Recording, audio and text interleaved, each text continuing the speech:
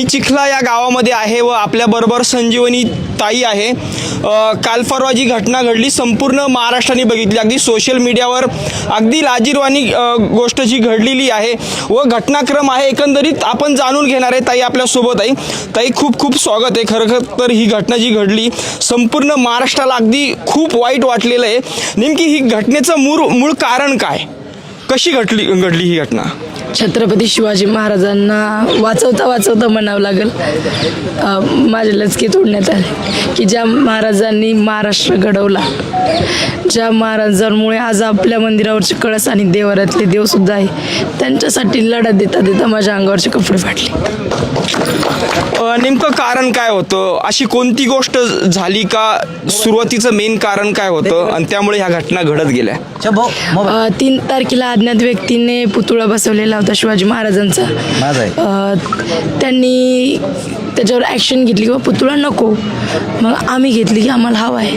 छत्रपती शिवाजी महाराज जर कोणाच्याही गावात आले तर त्याचं स्वागतच व्हायला पाहिजे.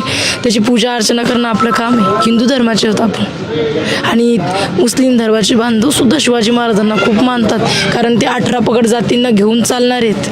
बरोबर. त्यामुळं मग त्यानंतर यांनी विरोध करणं चालू केला. मी शिवाजी महाराजांसाठी लढत राहिले. त्यानंतर 19 फेब्रुवारी झाली. शिवाजी महाराजांच्या पुढे 17-18 दिवस झाले. त्यानंतर यांनी अचानक 4-5 वाजता सगळेजण जमा झाले. पुतळा काढण्याचा विचार ठरला त्यांचा. आम्हाला माहिती नव्हतं. सरपंचाने 3 बॉक्स दारू आणून पाजलेली होती मुलांना, माणसांना काही. त्यानंतर मी शिवाजी महाराजांच्या स्मारकासमोरच बसलेली होती की कोणी शिवाजी महाराजांच्या स्मारकाजवळ आलं नाही पाहिजे म्हणून. त्यामधल्या माझ्या बायाही सोबत होत्या, 2-4 मुलंही होते. ते बाजूला किती लोक होते? ते किती लोक होते? आम्ही 10-12 जण होतो. तर 4-5 महिला, 4-5 माणसं असे मुलं असे आम्ही होतो. तर मग त्यामधली एक महिला ठाणेदार साहेबांना सुद्धा मी कुठं बसलेले होते? ते कुठं बसलेले होते? मी शिवाजी महाराज स्मारकासमोर बसलेले होते, आणि जो याच्या समोर थोडा ओटा दिसतोय तिथं माझ्या महिला बसलेल्या होत्या. माझ्या मुलं आजूबाजूलाच होते माझ्या. ते त्याच्यातली एक महिला ठाणेदार साहेबांना एवढंही म्हटली, तुम्हाला जमत नसेल तर मी उचलून फेकते. अच्छा. त्यानंतर मग आम्ही म्हटलं कोण हात लावतं लावा, असं मी म्हटलं. त्यानंतर थोडं वातावरण हे झालं. ते बाई चालल्या गेली, त्यांनी नेली, पोलिसवाल्यांनी बाहेर नेली. आम्ही आत बसलेलो होतो. पोलिसांना इन्फॉर्मेशन काहीच नव्हती? काहीतरी इन्फॉर्मेशन नसल्याशिवाय ते थोडी येणार होते. इन्फॉर्मेशन असावीच. ते आलेले होते. तर मी शिवाजी महाराज स्मारकासमोर होते. आमचे मुलं इकडं होते बाजूला. बाया तिथं बसलेल्या होत्या. त्यांच्या ज्या 150 बाया होत्या त्या सगळ्या 4-5 महिलेवर पडल्या. तर त्या महिलेवर त्या 4-5 महिलेवर पडल्या म्हणून मी शिवाजी महाराजांच्या स्मारकापासून तिकडं गेले, आणि जे PI होते, PSI, ते पण तिकडं गेले. आम्ही सोबतच गेलो. म्हणजे जसे जास्त मारू लागले, केस धरून पिंगाळू लागले आमच्या महिला, म्हणून PSI साहेब त्यांच्यात गुंतले. असं नाही की मलाच मारलं म्हणून नाही, माझ्या ताईच्या सुद्धा मुलांनी केस ओढलेले, असं फिरवलेलं आहे. माझ्याकडे व्हिडिओ आहेत त्याचे पण. त्यांचा मला तिकडं नेण्याचा प्लॅन फक्त एवढाच होता की ते त्यांचाही CCTV आणि माझाही CCTV. मला फक्त तिकडं म्हणजे त्या माझ्या बायाला याच्यामुळेच मारायला लावलं. मी तर म्हणते की मला तिकडं नेण्याचा उद्देश होता. तिकडं नेल्यानंतर गोल घेऱ्यात घेतलं. 30-35 जण होते. ते त्या गोल घेऱ्यात घेऊन माझे कपडे. सुरुवात नेमकी काय झाली? ते तुम्ही अटॅक केला का त्यांनी अटॅक केला? त्यांच्या बायांनी माझ्या बायावर अटॅक केला, म्हणून मी त्यांच्याकडे धावले. PSI सुद्धा त्यांच्याकडे धावली. म्हणून आम्ही तिथं गेलो. जसे मी तिथं जाताच त्यांनी मला बाजूला घेतलं. माणसाने सपोर्ट केला. कपडे नेमकी तुमचे कोणी फाडले? मग सगळ्यात पहिले माझ्या ड्रेसमध्ये हात घालणारा सरपंच होता. त्यानंतर त्यांनी ग्रुप बनवून, असा गोल ग्रुप बनवून याच्याकडं त्याच्याकडं त्या मी जेवढे नाव दिले त्या प्रत्येकाने मला मारण्याचं काम केलेलं आहे. त्यांनी इव्हन मग सगळे एकमेकांकडे लोटत होते. लास्टच्या टायमाला जेव्हा मी खाली पडले, लाताईन मारत होते माझे सगळे. बघितला ना तो व्हिडिओ? खरंच खूप म्हणजे माझे केस धरून फिरवत होते, पाय धरून परकटवत होते. असं फिरवलंय त्यांनी मला गोल. माझ्या अंगावर दाताचे आणि त्यांच्या नखाचे पूर्ण निशाण मेडिकलवाल्यांनी घेतलेले. अच्छा. पूर्ण त्यांच्याकडे आहे. आता एक विषय, आता कसं आहे, पत्रकार कोणी असो पण सत्य परिस्थिती बाहेर आली पाहिजे आणि कुणावर अन्याय नाही झाला पाहिजे. आपण त्यांची पण बाईट घेतली. त्या महिला म्हणता की जर अटक होत असेल तर सगळ्यांना अटक झाली पाहिजे. नाही असं आम्ही सगळे आणि दुसरी गोष्ट ही राजकीय ही बाई स्टंट करते, ही उभाटाची काहीतरी अध्यक्ष काहीतरी आहे पदावर आणि तिने स्वतः अंगावर शाल पांघरलेली होती, अगोदरच ती कपडे फाडून आली होती. त्यांचाही CCTV आहे आणि माझाही CCTV तर आहे. दोन्हीची फुटेज घ्या, चेक करा आणि नंतरच म्हणा त्यांना ब्लेम करा. आणि त्या ब्लेम काय करतायत, कोणतीही महिला असन, यामधली असेल किंवा कुठलीही असन, ती स्वतः कपडे फाडून मंदिरावर येऊ शकते का, एवढा फक्त त्यांनी विचार करावा.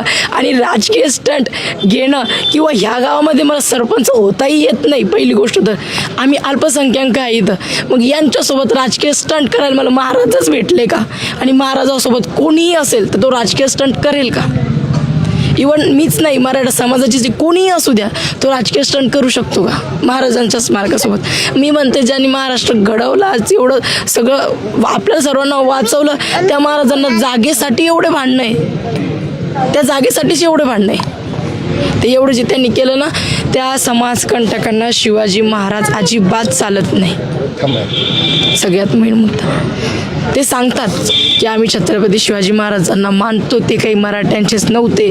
पण जर ते मराठ्यांचेच नव्हते, जर असं त्यांचं म्हणणं आहे की ते जर शिवाजी महाराजांना मानत असते तर सुरुवातीलाच त्यांनी आम्हाला पर्यायी जागा दिली असती. बरोबर. दुसरी गोष्ट आज जे आता सोशल मीडियाच्या माध्यमातून दिसतंय किंवा जो जातीवाद आता काही गोष्टींच्या याच्यात चर्चा चाललेली, तुमच्या गावात खरोखर जातीवाद आहे का? काही काही म्हणता का दास घरं मराठ्यांचे वगैरे वगैरे, जातीवाद आहे का या गावात? अगोदर नव्हता जातीवाद म्हणून नव्हता, पण जेव्हापासून हा सरपंच गणेश काकड सरपंच झाला तेव्हापासून आम्हाला त्रासच होतोय.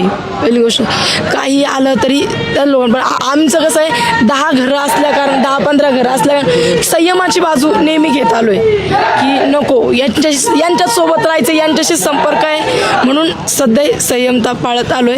या अगोदर सुद्धा इलेक्शनच्या वेळेस सरपंच असं म्हणलेला आहे, त्यांचे 50 लोक होते, आमचे त्यामध्ये 10-15 लोक होते, त्यावेळेस पण त्यांनी सांगितलेलं आहे मला की त्यांनी सांगितलं होतं त्यांच्या समाजाला आवाहन केलं की कोणीही मराठी समाजाच्या सावडायला किंवा मोतील जायचं नाही, त्यांनाही आपल्या लग्नात येऊ द्यायचं नाही. ते थोडे दिवस चाललं, 2-3 दिवस, त्यानंतर माझे वडील ते बसले, ते कॉम्प्रोमाइज. दुसरा एक विषय, त्या लोकांची बाईट घेते त्यावेळेस ते म्हणता की आता तुम्हाला जे भेटायला जे लोक येत आहे, भरपूर आसपासचे लोक येऊन आम्हाला भीतीचं वातावरण झालं आहे, आम्हाला पोलिसांनी संरक्षण द्यावं. ती जवळपास 50-100 महिला होत्या व त्यांनी आमच्या घराचं गाड्यांचं तोडफोड केली, आमच्या घरावर दगडफेक करताय, आम्हाला भीती वाटते. असं खरोखर इथं घडतंय का, घडलंय का? एक तर आम्ही छत्रपती शिवाजी महाराजांचे मावळे आणि छत्रपती शिवाजी महाराजांची शिकवण आहे, परत स्त्रीला आई आणि बहिणीचा दर्जा द्यायचा आम्ही काम करतो आणि शिवाजी महाराजांची शिकवण पण तीच आहे. माझा एकही शिवाजी महाराजाचा मावळ्यानी कोणत्याच महिलेला की बोलले किंवा त्यांच्या घरापर्यंत पोहोचले, तुम्ही मला अगोदर म्हटले पण त्यांचे शोकेश फोडण्यात आले, दरवाजे फोडण्यात आले, असं माझ्या एकाही शिवाजी महाराजांच्या मावळ्याने काम नुकसान झालं म्हणे आमचं केलेलं नाही. मी ठामपणे सांगू शकते, माझा एकही मावळा त्यांच्या घरापर्यंत पोहोचला नाही. माझं एकही मावळा त्यांच्या घरापर्यंत. आणि यानंतर पण जरी आम्ही त्यांनी काही नाही केलं, त्यांना कसं, आता मला मागाशी ऐकायला भेटलं होतं की इथले विद्यमान आमदार मनोज केंद्रे साहेब तिथं आहेत आणि ते 5,000 लोकांची बैठक घेत आहेत आणि त्यांची उद्या 20-25 हजार लोकांची किंवा 15-20 हजार लोकांची सभा बिबीला आहे 2 एकरात का काय असे तरी काही मी ऐकलं. तेव्हा मी म्हटले होते की बा आमदार इन्व्हॉल्व आहेत, असं तसं मी बोलले होते, पण ते माझ्याकडून अनावधानाने गेलं असं मी सांगते. आणि बा आमदार साहेब नव्हते तर मी नव्हते असं मला नंतर कळालं 1-1.5 घंट्यानी की बा आमदार नसून सुनील कायंदे साहेब होते. तर मी आमदार साहेबांना तेवढी क्षमा मागते की आमदार साहेब मी अनावधानाने त्यांचा डायरेक्ट असा रोल आहे म्हणजे एकदम परफेक्ट की ते बोलता की इनी स्वतः कपडे फाडून घेतले आणि राजकीय स्टंट आहे, जर तुम्हाला अटक करायची असेल ना पुऱ्या आमच्या समाजाला अटक करा, हे सगळं खोटं आहे म्हणतात. पहिली गोष्ट तर ते सगळेच होते, त्यामध्ये म्हाताऱ्यापासून तर मुलांपर्यंत ते सगळेजण होते. परंतु ज्यांनी आम्हाला हाणलं नाही, ज्यांनी माझ्या अंगाला हात लावला नाही, माझ्या महिलेच्या अंगाला हात लावला नाही, त्यात एकही नाव तुम्हाला यष्ट्रोचं दिसणार नाही. नाहीतर आम्हीच पूर्णच्या पूर्ण भरले नसते का त्याच्यात. बरोबर. आम्ही म्हटलं असतं ना ह्याला उचला, आम्ही पोलीसवाल्यांना सांगितलं असतं, प्रत्येक घरातला माणूस आणि बाई होती त्याला उचला सांगितलं असतं ना आम्ही. पण आम्ही जेवढ्यांनी मला घेऱ्यात घेतलं होतं तेवढ्यांना मी त्यांच्यामध्ये नाव दिलेत. जेवढ्या महिलांनी पण सुद्धा त्याला मारलेलं आहे ते पण दिलेत. अजून एक वाटलंच तर अजून एक व्हिडिओ मी पाठवते सगळ्याला, जो माझ्या ताईला मारताना बाबू तिडके नावाचा मुलगा आहे, माझ्या बहिणीला असं केस धरून फिरवत जो होता की नाही, त्याचा पण मी व्हिडिओ लगेच पाठवणार, शेअर करणार. दुसरा एक शेवटचा विषय, आता नेमकी कारवाई काय झाली, कोणाकोणाला अटक झाली, किंवा तुम्ही ते पोलीस अधिकाऱ्याचं काय बोलत होते सानप वगैरे? ते सानप पोलीसवाल्यांनी त्यांना